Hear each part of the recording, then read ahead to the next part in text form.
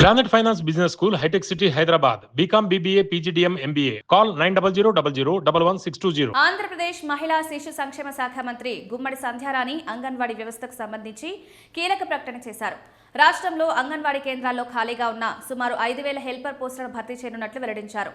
త్వరలోనే ఈ పోస్టులకు నోటిఫికేషన్ విడుదల చేస్తామన్నారు. పార్వతీపురం పర్యటన సందర్భంగా ఆమె మాట్లాడుతూ తొలి దశలో 2,645 పోస్టులను భర్తీ చేసి అనంతరం మిగిలిన పోస్టులను రెండో విడతలో భర్తీ చేయనున్నట్లు తెలిపారు.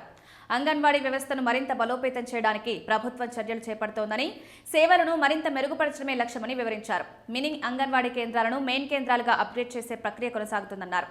అంగన్వాడీల్లో పనిచేస్తున్న ఆయాలకు ప్రమోషన్లు ఇచ్చి కార్యకర్తలుగా నియమిస్తూ వారికి టీచర్ హోదా కల్పించి జీతాలు అందిస్తున్నట్లు పేర్కొన్నారు. త్వరలో విడుదలయ్యే 2,645 హెల్పర్ పోస్టుల నోటిఫికేషన్కు అర్హులైన వారు తప్పకుండా దరఖాస్తు చేసుకోవాలని సూచించారు.